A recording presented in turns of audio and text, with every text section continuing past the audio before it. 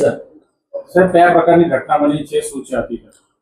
Limbayat police સ્ટેશનમાં આજ સવારના લગભગ 9:30ની આસપાસ એક અજાણ્યો ઈસમ અત્યારે પોલીસ સ્ટેશન ખાતે આવેલો અને પીએસઓ પાસે આવી અને અસંદિગ્ધ બધી વાતો કરતો હતો, જેના ઉપરથી એ માનસિક અસ્થિર હોય એવું જણાતું હતું. એ બાદ એકવાર નીચે ઉતરે છે, ફરીવાર આવે છે અને બેસીને મારે ફરિયાદ કરવી છે, એટલે શું ફરિયાદ કરવી છે, આ છે તે છે, એના વાતો ઉપરથી કંઈ સ્પષ્ટ નહોતું થતું.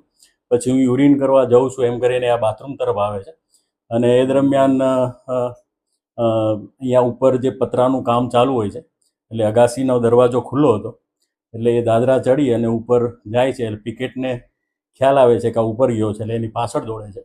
એ દરમિયાન એ જે અગાસીની પેડાપાટ છે એના ઉપરથી જમ્પ મારી અને નીચે કૂદી પડે છે.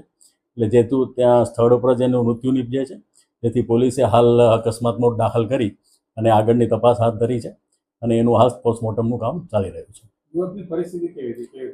યુવક મેં આપને જણાવ્યું એમ પોતે તદ્દન અસંદિગ્ધ વાતો કરતો હતો, જેના ઉપરથી એ માનસિક અસ્થિર હોય એવું સ્પષ્ટ રૂપે જણાઈ આવતું હતું. હા, જે મેં જેમણે કહ્યું એમ કે એની વાતોમાં કોઈ તાળો મેળ હતો નહીં અને બિલકુલ એક માનસિક રીતે સ્થિર ન હોય એ વ્યક્તિ જેવું વર્તન કરે એ ટાઈપનું એનું વર્તન હતું. નહીં, એ એકલો જ આવેલો પોલીસ સ્ટેશન ખાતે.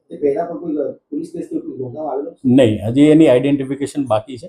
પોતાનું નામ એને અંબાલાલ જણાવેલ છે અને લિંબાયત વિસ્તારમાં રહે છે એવું એકવાર જણાવેલ, એકવાર કોઈ બીજા વિસ્તારમાં જણાવેલ છે.